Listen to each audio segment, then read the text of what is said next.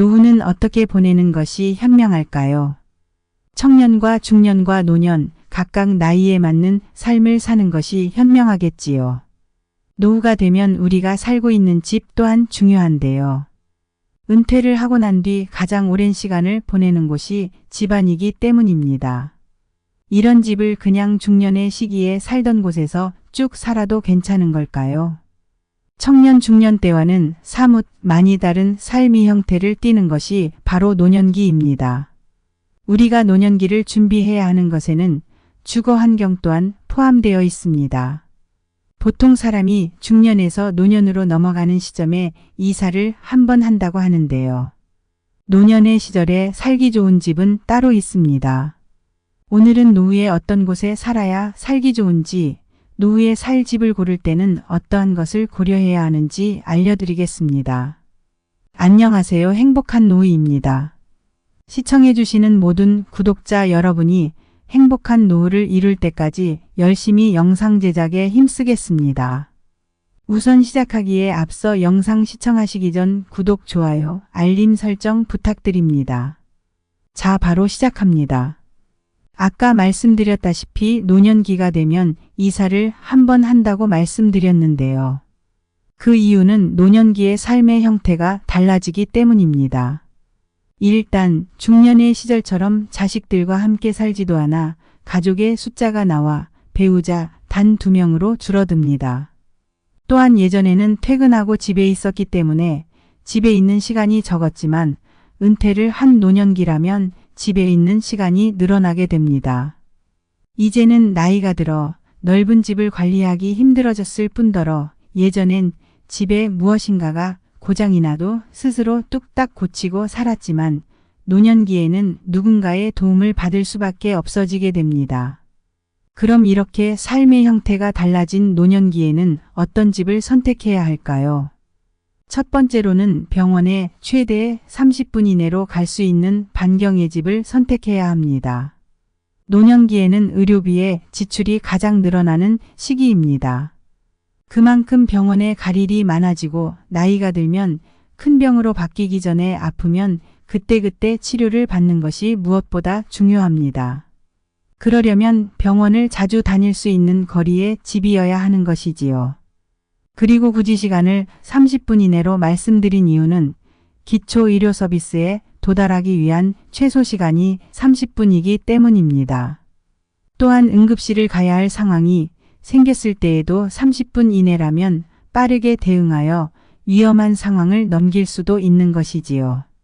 노후에는 최우선으로 생각해야 할 것이 바로 건강입니다. 조금만 시기를 놓쳤다가는 큰 병으로 쉽게 발전하여 잘 고쳐지지도 않는 것이 노년의 시기이지요. 그만큼 아무리 몸 관리를 잘하고 지냈다고 하더라도 70대가 넘어가면 아픈 곳이 자주 생기기 마련입니다. 또한 내가 지병이 있다면 몇 달에 한 번씩 주기적으로 약을 받아와야 하는 상황이 생기기 때문이지요. 병원에서 집이 먼 노인들은 병원 진료를 보는 날이면 전날 와서 근처 숙소에서 자고 병원에 가는 사람도 있다고 합니다. 노후에 그런 고생을 하지 않으려면 집을 구할 때 이것을 우선순위에 올려두는 것이 좋겠지요. 두 번째로는 너무 작은 10평 이하의 집은 피하는 것이 좋습니다. 노후에 단둘이 사는데 집 넓어서 뭐해, 가장 작은 집으로 이사가서 청소를 최대한 덜하고 살자고 생각하신 분 계시지요. 물론 자녀와 함께 살 때에는 넓은 집에 살다가 둘이 살거나 혹은 혼자 살게 되면 방을 줄여서 사는 것은 좋은 방법입니다. 그러나 너무 작은 10평대 이하의 집으로 가는 것은 잘못된 판단입니다. 사는 식구가 적어졌지만 그때는 집에 머무르는 시간이 적었었고 현재는 둘이 살지만 혹은 혼자 살지만 집에 머무는 시간이 늘어났기에 너무 작은 평수의 집은 마음을 갑갑하게 만들게 됩니다. 내가 원하는 최소한의 물건을 두고 그것을 즐기면서 여유 있고 안정감 있게 살기에는 딱 18평에서 20평대의 주거 공간을 추천드립니다. 집에서 무엇인가를 할 수 있는 최소한의 평수입니다. 세 번째로는 공원이나 산 또는 산책로가 가까운 곳으로 선택하는 것이 좋습니다. 노년기에는 시간적 여유가 많아지기에 주변에 슬슬 걸어 나갈 만한 공간이 필요합니다. 그러나 젊은 시절처럼 사람 많고 북적거리는 어딘가로 가는 것보다는 공원 한 바퀴를 돌거나 광합성도 하고 가볍게 운동을 할 수 있는 곳이 더 적절하지요. 노년기가 되면 활동성과 운동성이 떨어지게 되고 그로 인해 기초 체력이 확연히 줄어들게 됩니다. 그러나 그럴 때일수록 가벼운 운동을 꾸준히 해주는 것이 중요한데요. 그런 운동으로는 산책이 제일 좋은 선택입니다. 노후를 맞이하였는데 집이 빽빽한 도심 사이에 산책로 하나 없는 곳이라던가 아무것도 없는 곳에 집 하나 딸랑 있는 곳이라면 산책하기 힘들어지는 환경이 되겠지요. 나이가 들수록 산책의 중요성은 커집니다. 광합성을 할 일이 줄어드는 노인들에게 햇빛을 쬐 수 있는 기회가 되기도 하며 동네 주민들과 인사하며 친목의 장이 되기도 하고 기초 체력을 늘릴 수 있는 가볍고 좋은 운동이 될 수 있습니다. 이렇게 집 근처에 이런 공간이 형성되어 있다면 한 번 할까 말까 했던 일들이 두 번, 세 번 하게 되는 효과도 있고 그로 인해 노인 질환이나 노인 우울증에서도 벗어날 수 있는 효과까지 얻어갈 수 있는 것이지요. 네 번째로는 자녀와 가까운 곳에 사는 것을 추천드립니다. 자녀가 출가하고 나가게 되면 이제 자녀들도 자녀들의 인생을 살게 됩니다. 이제는 같이 살았기 때문에 자주 볼 수 있는 시간이 지나간 것입니다. 시간을 내서 얼굴을 봐야 하는 상황인데 나이들은 노인들이 갈 수도 없는 노릇이며 자식들이 오기만을 목 빠지게 기다려야 합니다. 멀리 살면 멀리 살수록 자식들도 본인들의 현실 때문에 자주 오지 못하는 상황이 되겠지요. 그러나 집 가까이 산다면 나도 가끔 가볼 수도 있고 자녀들도 오기에 부담 없는 거리입니다. 또한 손주가 있다면 손주 보러 운동 삼아 갈 수도 있을 것이며 손주를 잠깐 맡아두기에도 좋은 환경이지요. 혹시나 나이가 들었으니 자녀와 함께 살아야 하지 않나 라는 생각하시는 분 계시다면 접어두시기 바랍니다. 내가 나이가 먹어 힘이 들고 생활비도 조금이라도 아낄 겸 자식 집에 들어가는 것은 정말 추천드리지 않습니다. 사위나 며느리라는 새로운 관계가 생겼으며 그들과의 관계에서 오는 스트레스가 새로 생길 수가 있습니다. 또한 자녀와는 적절한 거리를 유지하는 것이 현명한 선택입니다.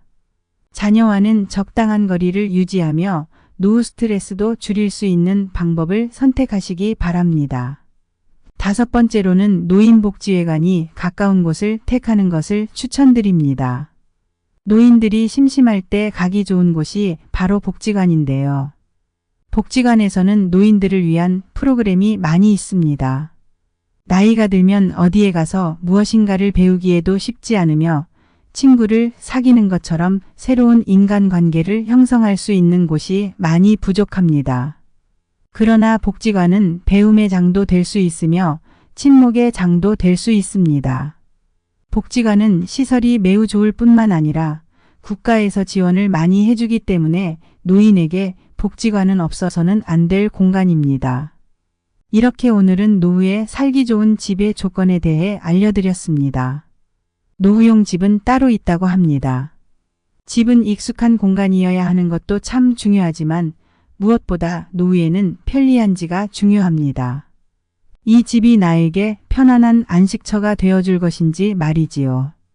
주변 상권이나 인프라가 잘 갖추어져 있어 멀리 나가지 않아도 장 볼 수 있고 약국에 갈 수 있고 병원에 갈 수 있고 산책할 수 있고 복지관에 갈 수 있는 곳이 중요합니다. 또한 작은 집이라도 노후에는 부부가 각자의 방을 가져보는 것이 좋습니다. 그럼 싸울 일 또한 줄어들게 되고 황혼이혼이라는 생각도 줄어들게 되는 것이지요. 여러 가지 조건들을 고려하셔서 노후에 내가 진짜 편안하게 쉴 곳은 어디인지 찾아보시기 바랍니다. 노후에는 다른 중요한 것이 없습니다. 나를 돌보고 스스로 책임질 수 있느냐 없느냐가 중요한 것이지요. 치열했던 젊은 시절을 뒤로하고 편안한 노후를 보낼 수 있는 삶으로 만들어 나가시기 바랍니다. 영상을 끝까지 시청해 주신 여러분들께 행복한 노후가 빠르게 찾아오시기를 기원드리며 오늘 영상 유익하셨다면 구독, 좋아요, 알림 설정 부탁드립니다. 여러분들의 노후가 황금기가 될 수 있기를 바랍니다. 감사합니다.